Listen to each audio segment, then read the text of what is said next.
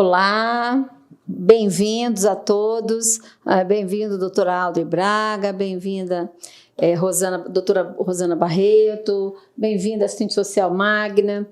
Meu nome é Davina Castro, sou assistente social, terapeuta de família, e nós estamos aí nessa jornada dos podcasts sobre Fala Mulher, né?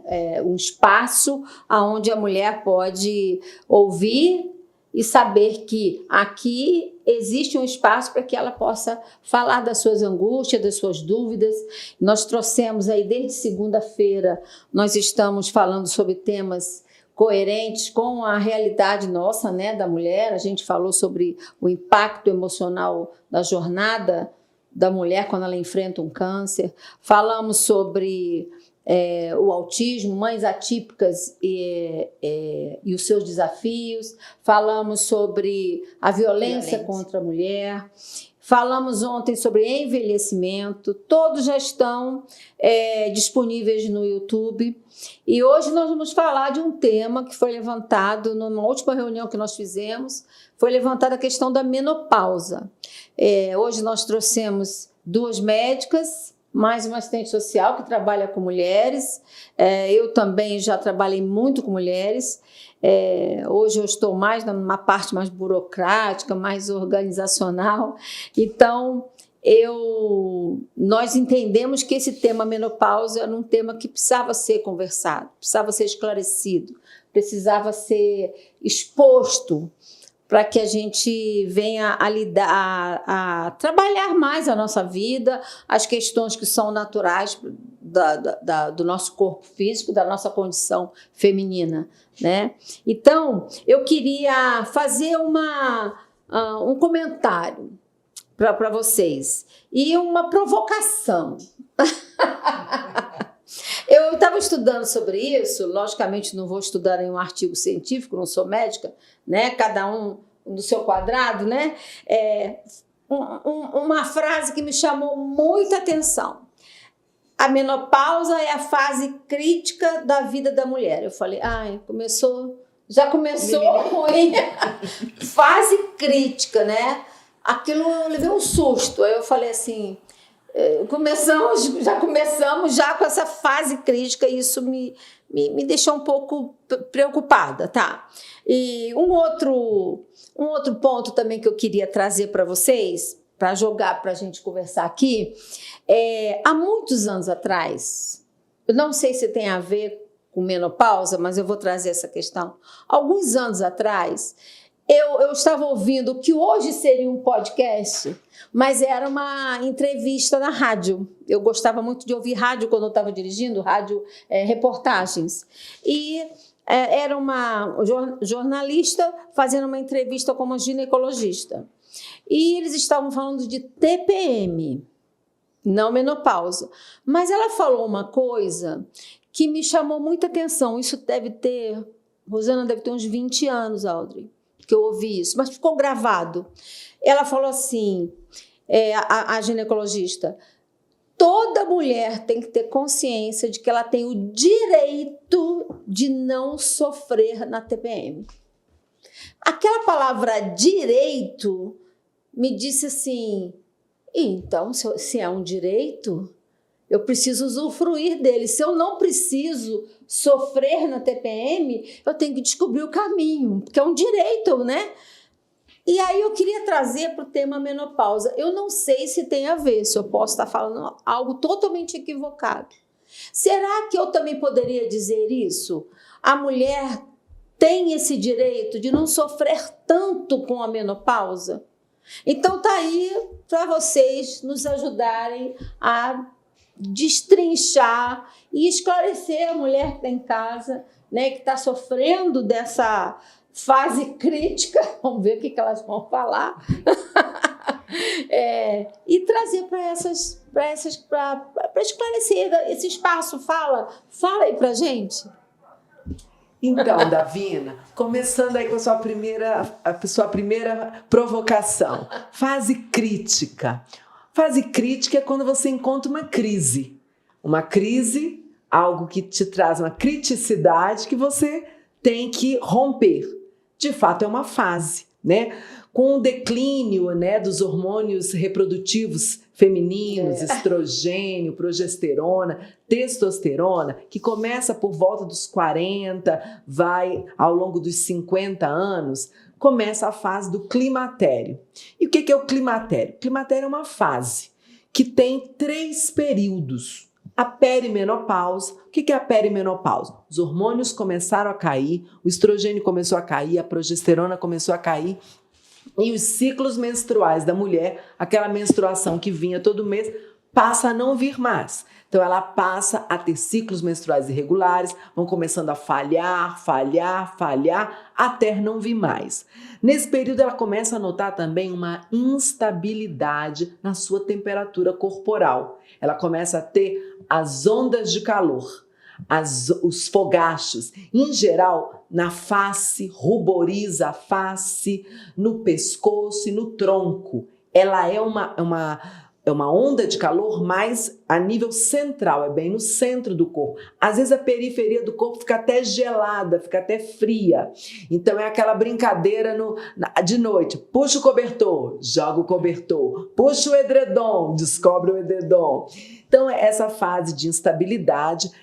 O estrogênio também, ele media neurotransmissores, né? E com isso há uma alteração também humoral, do humor, né? Então às vezes fica mais irritada, fica mais ansiosa, fica mais depressiva, fica melancólica. No meu consultório, às vezes eu vejo algumas pacientes fazem esse comentário: doutor, eu tô um pouco mais triste, sem energia, cansada. Faz sentido isso? Faz. Por quê? O hormônio estrogênio, a progesterona, a testosterona, ele media também ali junto com os hormônios tireoidianos e com os neurotransmissores cerebrais, né? Com isso, a mulher ela nota que o metabolismo dela fica mais lento, fica mais abaixo daquela energia que ela tinha. Então, coisas que ela conseguia fazer, agora ela faz, mas faz com um pouco mais de dificuldade. Aí vem a situação crítica. Mas toda situação crítica é para você ultrapassar. Então, é realmente uma fase. Uma fase. Apenas uma fase. É uma fase. Que bom. Nesse período também, o que a gente nota? É uma queixa muito comum das pacientes. Elas notam uma alteração da libido. A libido e também a lubrificação da região genital diminui, né? Diminui. Mas isso é algo que tem tratamento, que tem controle, né? Hoje em dia a gente sabe que uma alimentação rica em peixe, em óleos essenciais, rica em ômega 3 e ômega 6, melhora a lubrificação. Né? Nós temos também várias outras oleaginosas que podem ser utilizadas para melhorar essa lubrificação. Outra queixa comum... E os tratamentos tópicos, né? Que a gente não pode deixar de comentar. Sim. Que ao procurar um médico com essas queixas, a gente tem os tratamentos tópicos. Sim. Pronto, falei. E isso sim, passando a perimenopausa, entra na menopausa. Depois você vai explicar sobre os tratamentos tópicos. Não, Vamos falar. é a doutora aqui. Vamos Eu só falar. me meti. Sim, eu vou já entrar no tratamento. Eu estava ainda nos sintomas, mas foi muito importante, porque não tem só o tratamento natural, existe também todo um cuidado integral sobre a mulher, né? O médico, só para cortando, só para não esquecer, o médico Mas então assim, que cuida dessa área é o ginecologista. O ginecologista, o endocrinologista também pode ajudar. O próprio geriatra, o clínico, há uma somatório de uma gama de especialidades que podem interfacear e acompanhar a mulher, né? A menopausa, o que é a menopausa? Quando para a menstruação durante um ano.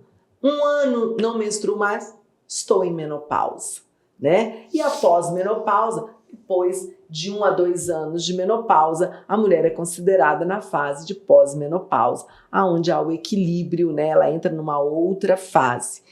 E para tratar esses sintomas, tem tratamento? Sim, tem tratamento. A reposição hormonal, a mulher pode fazer? Pode. Como é feita essa reposição hormonal? Hoje em dia ela é individualizada, né? Eu acho tão legal isso, você é vista como um indivíduo. Não é uma fórmula para todas as pessoas iguais. Porque às vezes você tem maior risco de ter um câncer de mama. Então não vai poder usar o estrogênio, a progesterona e a testosterona. Mas nós podemos lançar mão de fitoestrógenos, nós podemos lançar mão de outros tipos, podemos lançar mão, né, Aldred, para o controle das ondas de calor e da sudorese, de antidepressivos inibidores da recaptação da serotonina, não é isso, Aldred? Ou outros que são os medicamentos que são chamados de duais, que agem na serotonina e noradrenalina, que são os mais, na verdade, os que a gente mais usa na menopausa, nessa fase, né? Peri e pós-menopausa. Então, existe isso também, essa parceria com a psiquiatria, junto com a ginecologia ou outra especialidade que essa indivídua necessitar nessa fase. E aí, é uma pergunta que é muito comum. Eu posso fazer reposição? Eu devo fazer reposição? A reposição hormonal, ela tem uma janela de oportunidade. Então, por exemplo, uma paciente chega para mim com 80 anos no meu consultório. Doutor, eu quero iniciar reposição hormonal. Ela já não deve mais iniciar nesta fase, porque agora a reposição seria mais maléfica do que benéfica. Os trabalhos já mostram que aumenta as doenças neurológicas e cardiológicas nessa fase. Então, ela passou daquela fase da janela de oportunidade. Mas eu tenho uma mulher de seus 55, 60 anos e ela quer iniciar a reposição hormonal porque está com esses sintomas, está com insônia, ondas de calor, sudorese noturna, diminuição da libido e ela quer fazer a reposição. Fazendo os exames, não havendo risco aumentado para tromboembolismo, né, que é aquela trombose, embolismo, risco de tromboembolismo, riscos de câncer de mama, ovário e endométrio, um risco aumentado, ela é elegível à reposição. E aí é feito uma análise. Temos a reposição transdérmica, temos a reposição por implante, temos a reposição medicamentosa oral, temos a por adesivo, né, que também é dérmica. Então temos uma gama de outras formas de tratar. E aí vem a sua segunda pergunta, né? A sua pergunta foi em relação ao direito da mulher de não sofrer na TPM. Eu digo que a mulher tem o direito de passar pelo climatério feliz, bem, sem sofrer. Cada sintoma desse, ele pode ser tratado, abordado, tanto com medidas naturais, alimentares, de atividade física, de mudança de padrão de exercícios físicos, com mudança de padrão de sono, de orientação da higiene do sono, com mudanças de peso corporal. Hoje já se sabe que o peso corporal elevado, ele é associado a uma série de doenças. Não estamos aqui fazendo apologia à magreza extrema, não. O seu peso está adequado à sua altura e à sua idade. Porque o peso que eu tinha 20 anos não é agora que eu tenho 50, 60, 70. Então, mas o importante é que a massa muscular se mantenha. Uma coisa que eu não falei, diminui a perda. Nós começamos a ter perda óssea. Diminui a nossa estrutura óssea. Começa a ter osteopenia, risco de osteoporose. Então, você tem direito, sim. Eu concordo com essa colega ginecologista. Você tem direito a não sofrer. Porque o que a gente escuta muito é assim: não estou na menopausa. Não estou com TPM. Né? Então é tão legal a gente saber, mulher, que nós temos o direito de não nos aprisionarmos a isso. É algo natural, agora o que a gente precisa é isso. De orientação, né? Um médico que nos acompanha, que nos orientam. É mais que é mais ou menos por aí isso, não é, não, Audrey? Eu acho que é isso, é a gente buscar, né? Houve uma fala dessa, que é uma fala forte: mulher, você tem o direito de não passar por um sofrimento que é remediável. A fase, ela está aí. Todas nós passaremos, ou já estamos passando ou acabamos de passar, né? O que nós vamos escolher é como vamos passar. Mas tem um negócio que eu acho que é uma coisa, e para isso esse podcast foi muito bem-vindo, a indicação, é que às vezes, e é uma coisa que eu estava lendo sobre isso, é a questão da informação, né? Então, assim, você falou das suas pacientes, do seu consultório e tal, trazem o quê? O que nós médicos costumamos receber, a queixa. Eu estou sentindo. O que é isso? Do que se trata? Mas tem aquelas que, nem se percebem, ou ao se perceberem, nossa, é isso e pronto, tipo, definitivo. E outras que vão buscar ajuda onde? Com quem? Como? Quem é o tipo do médico? Quem é para quem eu me dirijo? Então, acho que essas questões são relevantes. Identificação e, ao identificar, buscar ajuda. Porque você tem direito a isso. Existem os programas do Ministério da Saúde que englobam a saúde da mulher justamente por isso. Porque nós temos direito. Aí voltamos numa questão que foi falada em algum momento, em algum dos podcasts que você fez, que é a dificuldade do acesso. Mas, por outro lado, o nosso direito de brigar pelo nosso acesso. E não apenas do, não consigo, pronto, e essa ficou uma questão definitiva. Talvez tu escute muito sobre isso, né? Então, doutora Audrey, eu estou nesse processo, né? Então, já percebi algumas mudanças em mim, eu fiz 51 anos, e uma questão que eu refleti sobre as mudanças em mim, e também em relação às mulheres, assim, como eu trabalho atendendo mulheres de periferia. Então, assim, ali a gente tem vários tipos de atendimento. E também a gente faz oficinas, faz encontros, né? Ali, oficinas de geração de renda, para que a mulher consiga ter ali uma mudança, porque realmente elas estão numa situação precária, né? E aí, o que acontece? E eu fico refletindo sobre isso. Então, às vezes, você acompanha uma família, uma mulher ali, e depois ela some, né? Então, ela tá, às vezes, nesse processo.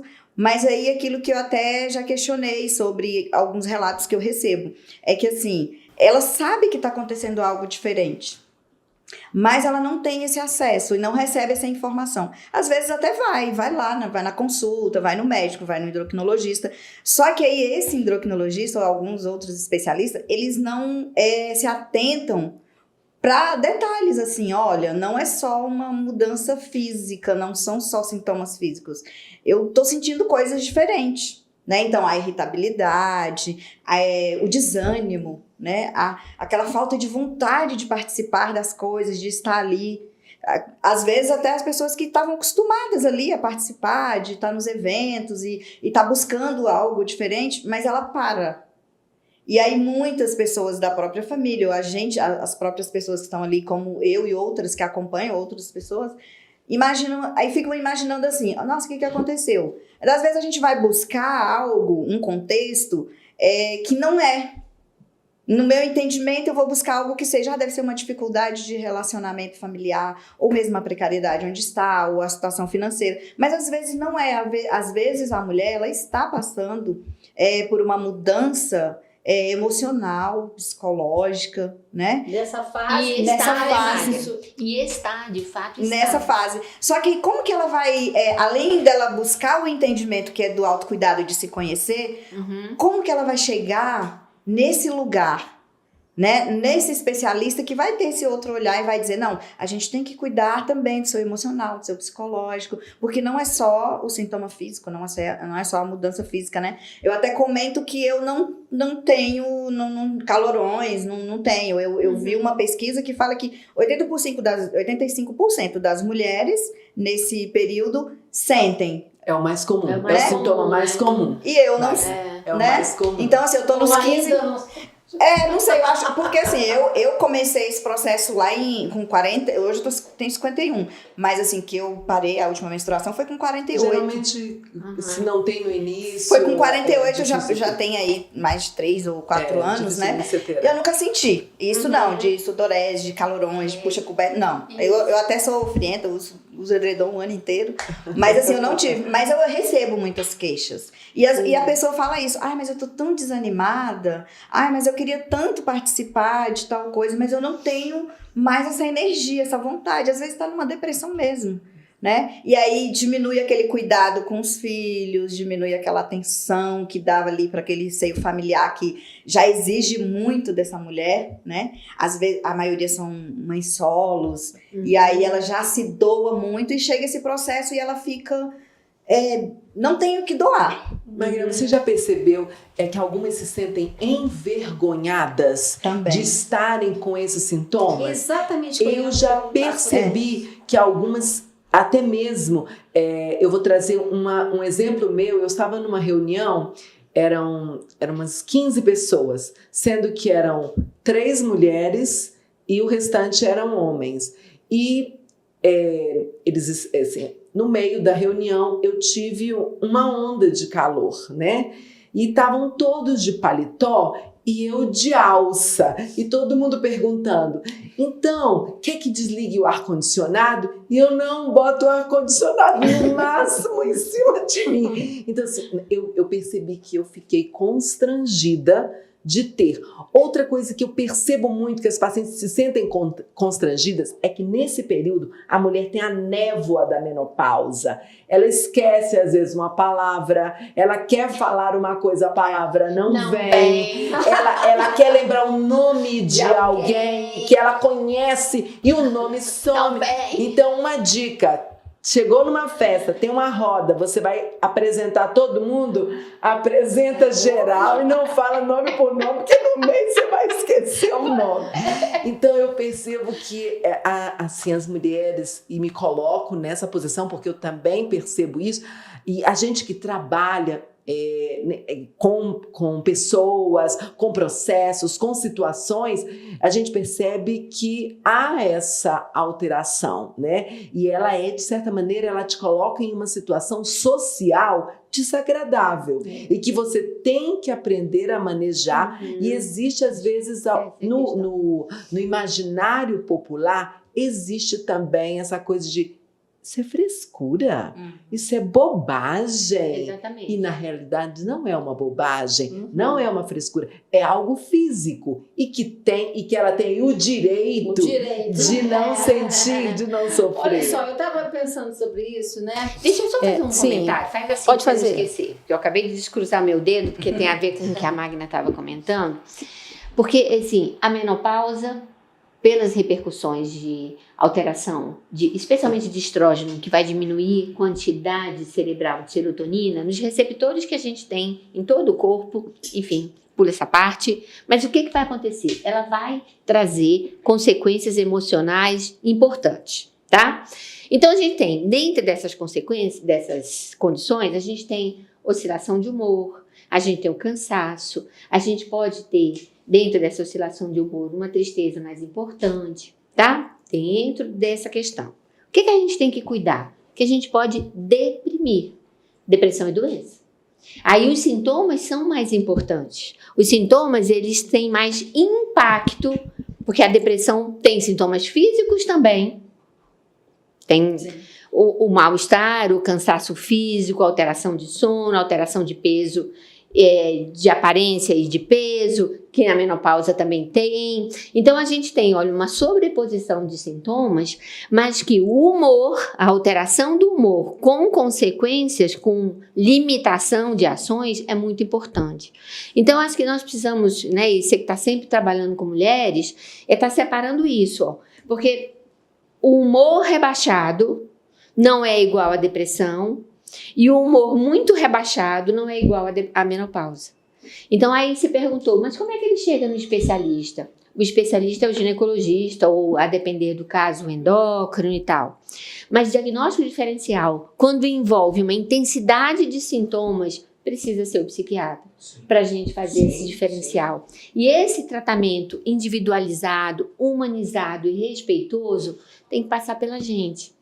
Porque aí, ó, eu cuido toda da parte ginecológica. Eu vou lá na Rosana, eu tenho toda essa parte e tal. Aí o que ela vai falar? Essa queixa aí, ó, cuidado com os filhos, está comprometida. a recusa em participar de coisas que antes ela faria, o autocuidado, as coisas estão, né, o aspecto fica, as reações emocionais vão ficando mais empobrecidas. Eu vou ligar para o meu parceiro aqui, ó, a gente sempre tem uma rede, né, com quem a gente discute, para quem a gente indica, e aí eu vou dar um suporte sobre isso. Né? Se a gente está na rede pública, eu vou encaminhar, eu vou ligar, eu vou pedir urgência, porque é assim que a gente precisa fazer. Às vezes a gente consegue rapidinho, às vezes a gente não consegue tão rápido, mas esse caminho a gente precisa acontecer. Porque às vezes o diagnóstico diferencial, ele não é fácil. Ele é um diagnóstico diferencial complicado. Ou não é diagnóstico diferencial, é a menopausa e a depressão. Concomitante. É a menopausa e ansiedade. É uma coisa que eu já ouvi de alguns especialistas, né? E falam assim, mas a menopausa não é doença, é uma fase. Só que aí, um monte de outras coisas as quais a mulher passa nesse processo. Então, como a senhora acabou de explicar, isso pode acarretar, cronificar, pode intensificar. Uma depressão que estava ali bem equilibrada, ela entra em crise novamente. Eu lembrei de uma colega, a gente fazendo um projeto fora do DF, e eu lembro que a gente estava no hotel, e lá acho que era Tocantins, muito, muito quente. E aí eu lembro que a gente, assim, tipo, na hora do café da manhã, assim, tava ali todo mundo normal, e ela com lencinho.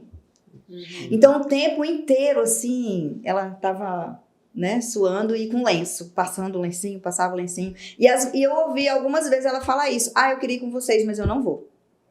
Porque, tipo, não tô aguentando mais ficar o tempo inteiro ali com o lencinho me secando, né? Então, aí, às vezes a gente olha assim, porque eu percebo pelas pessoas com quem eu já convivi, pessoas da minha família, né? Porque, assim, esse processo de muitos sintomas físicos eu não percebi nas mulheres da minha família. Né? As minhas irmãs mais velhas todas comentam, eu não senti nada. Não tô sentindo nada, não senti nada, né? Mas, o que acontece? Tem muitas outras mulheres que já sentem tanto esses sintomas físicos, né? A mudança, quanto o psicológico, né? O emocional. Agora, deixa eu só te perdão. Pode falar. O que eu ia falar, que a Alda mandou cruzar aqui. E você descruzou antes da hora? Eu vou fazer outra provocação para nós. Não é só para vocês, não. Para nós, mulheres, você em casa também. Muitas das vezes, nós questionamos tanto, por exemplo, a menstruação. Né? Ai, que chato. Todo mês isso. Ai, que ruim. Aí, de repente, você não tem mais a menstruação. Aí você questiona a maternidade. Menino... Eu tô falando isso, falando para você, tô falando para mim. Menina isso, menina aquilo. Meu filho, não sei o quê. E agora? Essa preocupação. De repente, eu entro nessa fase, né? Que primeiro ela é crítica em todos os sentidos, porque é tanto o sentido físico quanto o emocional. Né? E aí, eu tenho o direito, porque a menopausa, né? Tanto o direito de não sofrer tanto e o direito de chegar numa fase, eu não ter mais menstruação, não ser mais aquela, não precisar engravidar mais, não vou engravidar mais. Será que isso também... Aí eu estou jogando, tá? Isso não pode... aquilo que a gente queria conversar, né? Do autoconhecimento e a redefinição da pessoa e o relacionamento e intimidade. Vocês acham que isso, o que eu estou falando, tem sentido? Essa questão da mulher também se questionar, agora eu não sou mais mãe. Agora eu não tenho mais menstruação. Estou envelhecendo. Estou envelhecendo. Muitas mulheres associam, às vezes querem fazer a reposição hormonal. Porque você pode fazer a reposição hormonal contínua, sem menstruar, repõe, e pode fazer cíclica, que é aquela que você continua menstruando. É a mesma coisa, é só uma escolha, né? E algumas falam, não, doutora, eu quero menstruar. Ela relaciona a menstruação com a juventude, com ela ainda ser jovem, né? Eu já vi casos, assim, que a paciente escondia, ela comprava ainda absorvente na compra para Ela já não precisava mais, mas porque ela queria que o esposo e a família achassem que ela ainda menstruava. E ela comentou isso comigo, eu falei, olha, isso é algo que você precisa, a gente vai trabalhar na sua autoimagem. Porque agora você tem que ver, eu sempre falo isso para os meus pacientes, agora você pode ter um sexo livre, você não vai mais engravidar, você não fica mais preocupada, ai meu Deus, eu vou ter que usar camisinha, eu vou ter que usar isso, eu vou ter que usar aquilo, né, para evitar a pílula, não. Então é um momento também que a mulher está mais madura, que ela sabe o que ela gosta, o que ela não gosta, ela sabe dizer o que ela prefere, ela já não tem mais tanta timidez, ela já entende que o sexo não é se ela tem uma gordurinha aqui, ela tem a barriga tanquinho, não. É um relacionamento a dois, com química, com alegria, com felicidade, com paixão, né? Então, é um período que era para ela estar mais livre, mas a gente percebe que não, né? Que tem essa... Mas eu vejo isso como mais uma pressão da sociedade do não envelhecimento da mulher. Você viu, né, que eu deixei os meus cabelos ficarem naturais, né? E o meu cabelo, a Davina viu, ele ficou uma mecha branca bem grande aqui. E você sabe que a pressão foi tão grande sobre essa mecha que eu tive que puxar umas luzes escuras só na mecha. O resto tá tudo natural. Aí eu falei assim, eu ainda vou deixar esta mecha voltar. Mas você vê, isso tem sentido. Exatamente, a fase da menopausa, a fase do climatério, é a fase onde o colágeno vai diminuindo, a gente começa a notar algumas rugas, o rosto descendo um pouco mais, a musculatura já não responde tanto quanto quando a gente era jovem, já perde um pouco de musculatura. Então, a gente se depara com a mudança. Por isso é uma fase crítica, mas eu acho que é uma fase de mudança, aonde você ganha algumas coisas, ganha em liberdade, ganha em autoconhecimento, ganha em se conhecer, em poder viver uma plenitude, mas perde algumas coisas, né, que são físicas e naturais do envelhecer. Eu posso provocar de novo? Pode. Provocativo essa pessoa! Vamos fazer uma brincadeira aqui de mitos e verdades? Bora. Que eu acho que é muito legal. Talvez você que está em casa também... Eu aprendi muito com isso. Vou aprender, né, mais aqui. Eu vou fazer uns questionamentos, eu vou jogar, né, uma situação, e vocês vão dizer se é mito ou se é verdade. E vocês, por favor, me deem aí uma explicação. Como é que vocês querem? Vocês querem que eu fale para uma, ou depois falo para outra, ou eu falo para as duas? Joga na mesa. Vou jogar. Joga na mesa. Certo, Magna? Joga na mesa. Mitos e verdades. Vamos lá. A mulher sente mais calor? Mais Nós calor. estamos falando de menopausa. E menopausa. Sim. Eu acho que sim. Sim. Mas fora os fogachos, ela sente mais calor? Ela fica mais calorenta? A temperatura da mulher, ela fica um pouco, assim, um pouco mais... porque como os fogachos, eles alteram, vem a onda de calor. Ela não tem a temperatura corporal febril, não. Tá. Ela tem a temperatura corporal normal. Mas só que como ela tem ondas de calor, ela nota que naquele momento a temperatura corporal... Mas você falou que é mais nessa região aqui. Central, na região central. Aqui pra cima. Exatamente, a região do tronco. Isso? É porque é a região do centro térmico, né? Do controle térmico. Aqui a gente perde mais calor. Tô aprendendo, viu? Fica atenta, você que está em casa. Há alteração de humor? Com certeza. Sim. Existem as alterações de humor, diminuição de estrógeno por diminuição considerando aquilo que você falou para a máquina, né? Sim. E as oscilações de humor, isso não é igual a estar deprimido. Acho super importante a gente estar dissociando. E como é que eu sei, doutora Audrey, quando se eu posso estar entrando num processo de depressão ou se é apenas uma consequência da fase crítica da menopausa. Eu acho que é a funcionalidade da gente, tempo de duração e a funcionalidade, o que a gente vai conseguindo fazer, o que a gente mantém da nossa produtividade, o esforço que a gente demanda, o que a gente gasta para manter essa produtividade, porque às vezes você está, isso é comum no luto, você se esforça para fazer as coisas obrigatórias, mas você não tem energia para quase mais nada. Né? Isso é bem frequente, muito comum no luto.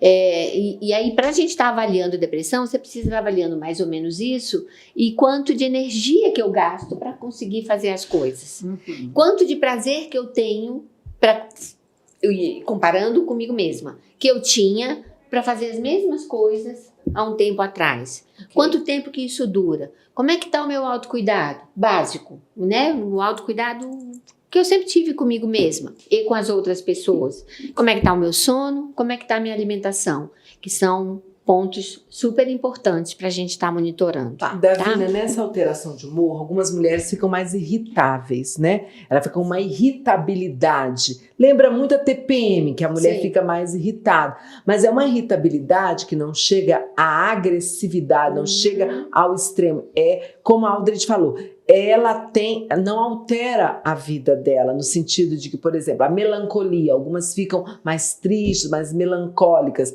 mas ela continua trabalhando, vivendo. Ele falou da questão da produtividade. Isso, basicamente isso. O único tratamento é a reposição hormonal? Mito ou verdade? Não é verdade. Não é verdade. É mito. É mito. Não é só reposição hormonal. Algumas mulheres nem podem fazer reposição hormonal. Então vamos lá. A reposição hormonal é obrigatória? Não. Ela é uma escolha. É uma escolha de acordo com os sintomas. A Magna que falou que ela e a família dela não tem fogachos, não tem ondas de calor. Para que eu vou tratar esta área se ela não tem sintoma, né? Entendi. Então, é basicamente isso. E tem o tratamento que se baseia em alimentação, em fitoestrógenos, reposições naturais. Tá. Uma outra pergunta, uma outra questão. Depois da menopausa, passei pela menopausa, então é impossível eu engravidar? É impossível. Acabaram seus folículos ovarianos. Não tem mais. A mulher, ela nasce com, nos seus ovários, o número fixo de folículos ovarianos que ela vai gastar durante a vida dela toda. Terminaram todos os folículos. 1 ano sem menstruar. Nem não existe inseminação? Mais. Aí teria que ser com o óvulo de uma Outra mulher. Outra Exatamente. mulher, entendi. Isso, aí Mas não eu é o posso, dela. né? Eu posso engravidar se eu usar o óvulo de outra mulher. Fazendo É todo isso? um tratamento, que não é um tratamento apenas Simples. isso, que vai ter que utilizar um hormônio, um protocolo muito rigoroso, não é aconselhável. Por que eu tô perguntando isso? Porque eu conheci uma mãezinha que ela não poderia ter filhos e ela queria que a mãe engravidasse usando o óvulo dela. Eu A acho mãe que isso é um- engravidasse. Mas ela não estava na menopausa. A mãe já estava na menopausa. Não, ela não estava. A menina né? não. Sim, aí no caso é isso. A mãe iriam fazer a fertilização, né? Ia ter o embrião, o embrião, iriam colocar o embrião na mãe dela. Isso é possível. Isso é possível. Isso é possível. Tá. A menopausa reduz a libido? Mito ou verdade? Verdade. Tá, tô com a minha libido diminuída. Meu companheiro, não. O seu companheiro não, tá normalzinho. Aí você vai fazer uma reposição.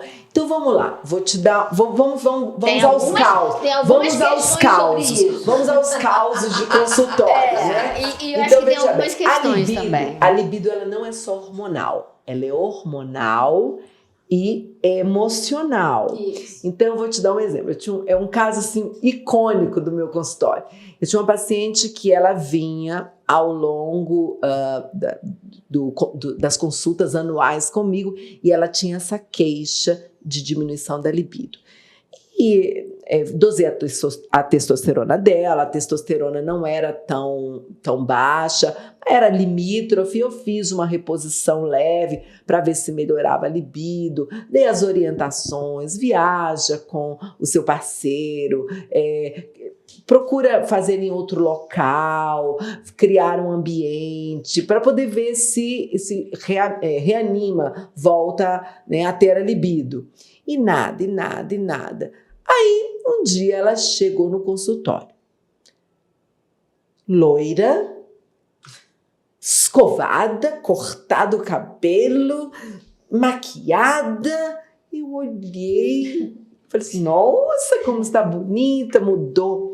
Doutora, queria lhe contar uma coisa. Eu tenho libido. O meu problema, eu fiquei viúva, casei de novo e estou agora com uma outra pessoa e estou com bastante desejo. Então, você veja, a mesma pessoa, anos depois, né? Ou seja, ela estava mais velha agora, nessa fase, ela já estava na menopausa.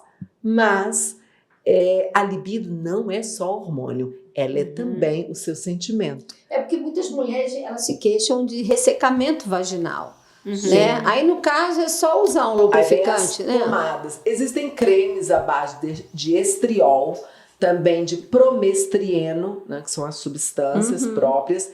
Existe hoje em dia o Monalisa Touch. Monalisa Touch é um laser que é feito na região genital e que ele faz melhorar a vascularização e as glândulas do local, né, da região da vagina e melhora a lubrificação.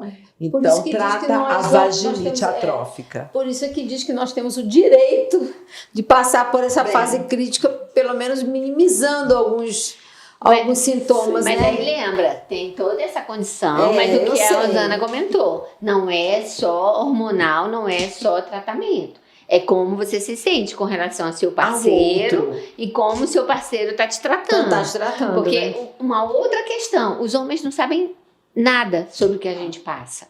Eles não entendem. Então, a informação para o parceiro também é muito importante. Se algumas coisas para nós eram ou são novidades, imagina para os homens.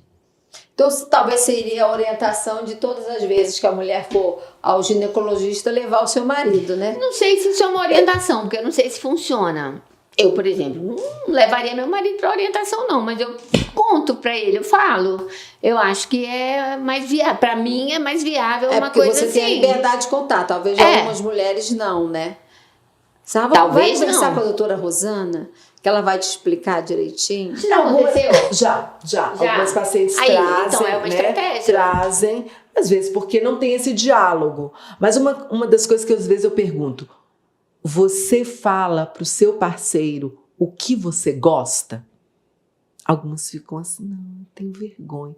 Você tem que dizer o que você gosta, porque às vezes ele não sabe o que você gosta. O que você gosta é importante Aí ele saber. Aí uma questão cultural da mulher, Exato. né? Aí, mas uma tudo questão isso que nós estamos cultural, falando também envolve isso, as nossas crenças. E eu sugiro que as mulheres Literalmente. que estão ouvindo isso aqui ouçam os outros podcasts, os 4 últimos, que eu acho que vai ser uma complementação. Eu acho que ela vai dar uma amarrada aí sobre isso, né? Outra questão, a menopausa só chega aos 50? Não. Mito ou verdade? Mito. Pode ser menopausa precoce, vir antes dos 40 anos. Você falou aos 48, né? 48. Ainda tá dentro do Na normal. verdade, 47, porque aos 48 eu já estava há um ano. Já estava definido, né? Já foi 47. Outra questão. A mulher fica mais suscetível a algumas doenças?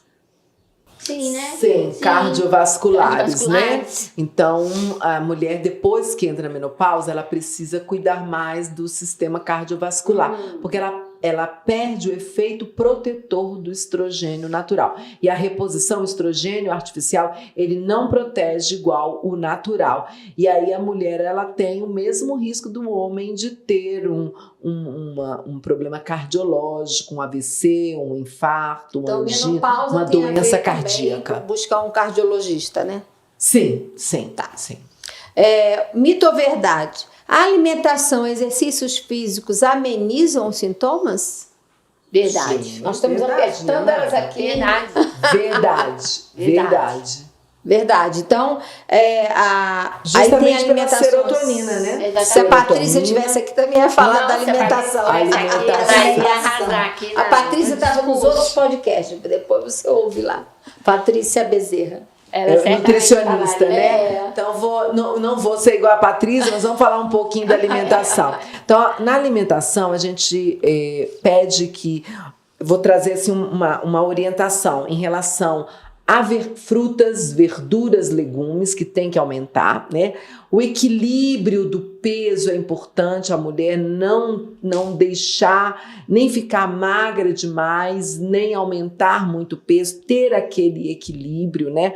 Alimentos ricos em ômega 3, em ômega 6, o peixe. Os comprimidos de ômega 3, eles resolvem? Sim. Mas nada como um bom peixe gostoso, uma muqueca de peixe, um peixe assado, um peixe frito, né? Nada do que como diz a Patrícia, o alimento da panela, aquele da panela. Você viu naquele dia que a Patrícia, eu vou falar de você aqui sem você estar. Ela falou uma coisa interessante, ela falou que nutrição tem a ver com fé. E você estava aqui, né? Aí ela falou assim, fé, por exemplo, o que é fé? Você acreditar sem ver, mas sabendo que o resultado vai acontecer. Aí ela falou, alimentação também é assim, é uma questão de fé, gente, foi o máximo. Aí agora eu olho para uma manga, eu falei assim, manga, eu sei que você não vai fazer bem. Eu sei, não tô vendo bem nenhum, mas eu sei que lá na frente você vai me fazer bem, isso é fé. Banana, abacate. Olha que interessante. Folhas, né? Olha que interessante. O povo oriental, né, especialmente o japonês, o chinês, que a alimentação tem muito do arroz, da soja, né? E do peixe, né? Especialmente o japonês, né? As mulheres têm menos fogastos, né? Exatamente. E as mulheres têm menos fogastos, têm menos sintomas da menopausa, justamente porque a alimentação é rica em fitoestrógenos, né? Agora a última mito ou verdade aqui pra gente daqui a pouco começar a encerrar, né? Porque vai tão rápido, né, o tempo aqui, né? A menopausa altera a aparência de pele, unhas e cabelo? Sim. Cabelo, a unha fica mais fino, mais quebradiço, e a pele ela vai perdendo um pouco do colágeno, né? Natural. O tônus, né? Perde o tônus também, exatamente. E agora uma pergunta bem rapidinha, antes da gente fechar. Mexe com a pele. E ao mesmo tempo nós estamos num momento onde a grande maioria das mulheres com mais de 50 anos estão fazendo muitas cirurgias plásticas, né? A estatística diz que a maioria das mulheres, até porque, né, são plásticas e não corretivas, né? Então, as mulheres com mais de 50 anos, algumas com mais de 60, o índice maior é mais de 60.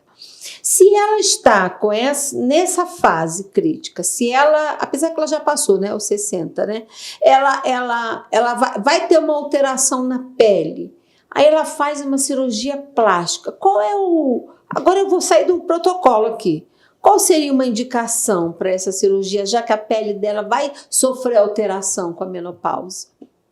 Ela faz, eu acho, porque justamente... Indicação, desejo puramente pessoal. Estético. Desejo né? pessoal, estético. A mulher está, às vezes, infeliz com alguma área, né? Alguma rugas, aquela sensação de derretimento da face que vai perde o contorno, né, do queixo, da mandíbula, as olheiras ficam mais E o que é importante pronunciadas. mesmo com a plástica, que ela continue a cuidar da pele, já que ela vai sofrer várias alterações, né? Vai Isso. continuar sofrendo, Amém. né? Porque o processo de envelhecimento, ele continua acontecendo. Isso, vai Então, continuar. manter esse autocuidado, compreender que esse é um processo que a gente não volta atrás. E eu acho que tem um questionamento, né? Pô, eu quero ser jovem para sempre?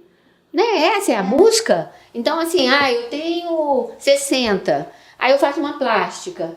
Aí meu pescoço e a minha mão mostra a idade que eu tenho. Qual que é a coerência? Aí eu acho que a gente tem que estar olhando para essas questões também, né? Sempre falo para as minhas pacientes o equilíbrio. Tenha equilíbrio. Você não pode ter 60, 70 e querer ter rosto de 20, 30. Uhum. Mas eu também não sou contra as intervenções estéticas.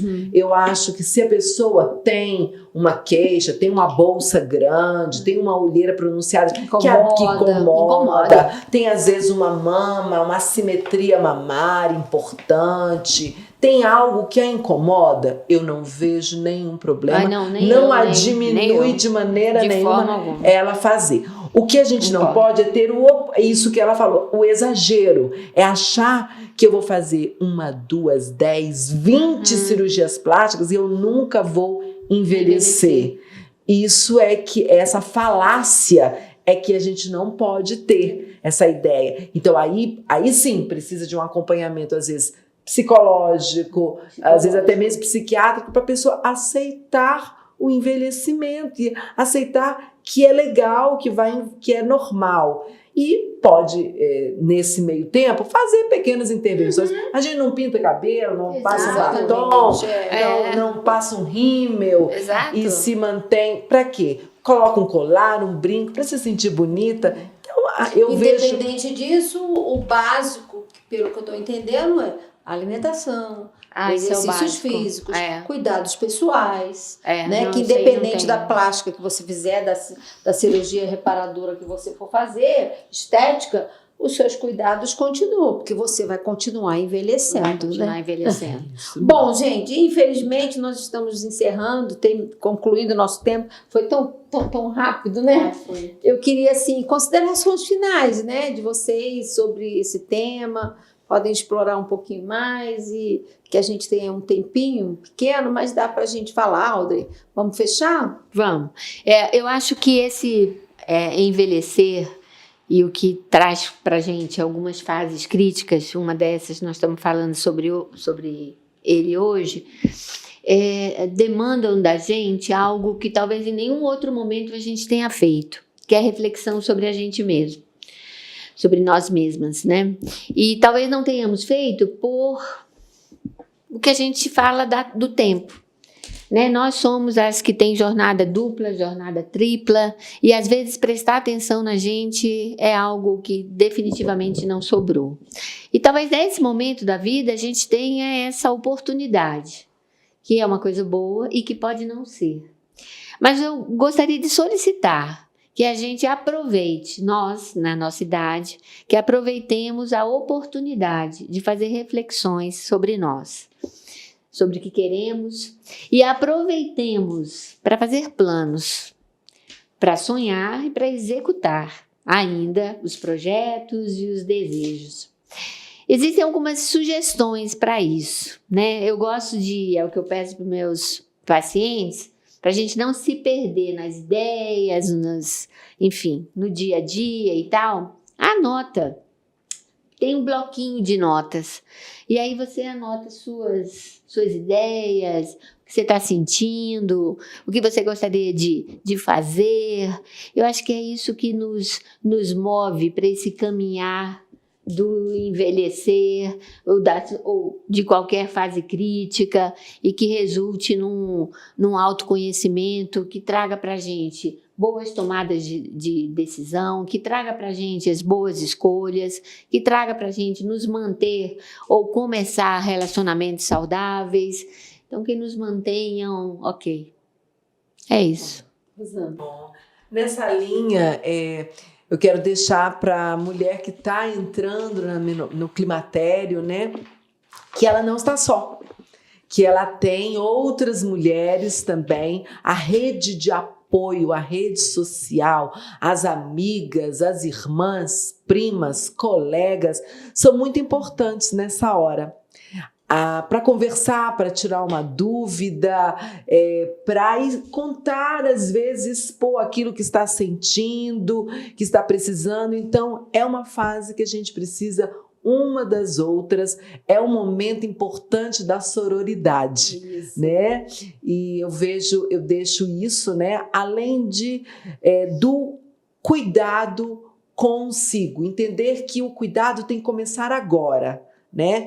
Eu gosto muito daquela imagem da pessoa formada pelas comidinhas que ela come, né? Aí uma é hambúrguer, pizza, a outra é mamão, é pera, é arroz. Então, é uma construção, trazendo isso para a mulher na menopausa. A construção é agora. Desde agora, você, mulher jovem, mulher madura, a construção é diária, né? Se está sentindo sintomas da menopausa, você tem um ginecologista, uma ginecologista, um psiquiatra, um psicólogo, um médico para tentar equilibrar os sintomas físicos e também trabalhar esses sintomas emocionais. Então, o que eu deixo é: não ande só, ande acompanhada, não fique só nessa fase. Essa é uma fase de mudança. E eu creio que numa mudança você tem dois caminhos: ou sentar e se acomodar, ou acreditar que essa vai ser a melhor fase da sua vida. E eu penso, estou nela agora e acredito que esta é a melhor fase da minha vida neste momento. Que bom.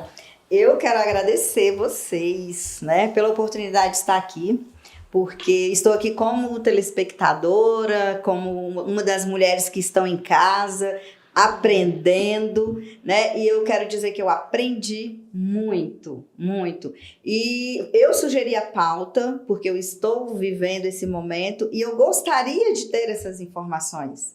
Então foi assim uma tarde preciosa, eu tenho certeza que não só para mim, mas para todas as mulheres onde vai chegar esse vídeo, esse podcast, eu tenho certeza absoluta. Porque as minhas dúvidas, não tenho dúvida de que são as dúvidas e o questionamento de tantas milhares de mulheres que estão nesse momento, nesse processo, e que estão lá do outro lado, buscando entender, né, refletindo sobre si mesma, que é o que eu tenho feito, e eu tenho o privilégio de conviver com pessoas, assim como vocês, que traz esse esclarecimento, né? Então essa é uma oportunidade, assim, maravilhosa, uma oportunidade que não podemos desperdiçar, que é adquirir esse conhecimento, entender e fazer isso, andarmos juntas, né?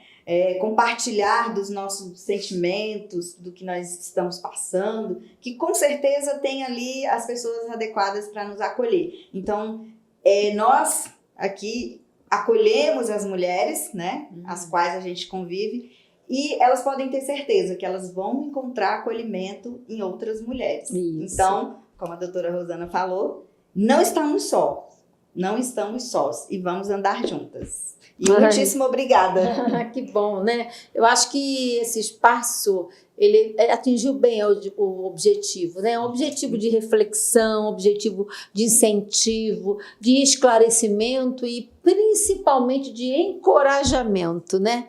Nós saímos daqui, era uma das grandes coisas que a gente conversava. O importante depois dessa discussão é que saia uma palavra de esperança, né? Sai uma palavra de encorajamento, né? E a gente conseguiu, né? Eu queria muito agradecer a vocês pela disposição. Eu disse ontem que eram mulheres caras, porque somos mulheres caras, porque temos uma série de compromissos. Eu sei que vocês fecharam consultórios para estarem aqui, né? Então, assim, caras pela disponibilidade, a solidariedade, a sororidade, né? Então, assim, eu queria muito agradecer a você, deixar aqui um recado para as mulheres. Hoje é o nosso último, o último episódio dessa série, né? Mas já estamos programando março estarmos aqui. Mande as suas sugestões, coloca no YouTube. Já recebemos sugestões de luto, já recebemos sugestões de dor. Cuidados paliativos. Cuidado paliativo. Olha, é tão cuidados paliativos. Gente, recebemos sugestões ótimas. Em março a gente está aqui de volta. Muito obrigada. Obrigada mesmo a vocês, viu? Nós que agradecemos. Ai, que bom, meninas. Foi muito bom. Maravilhoso.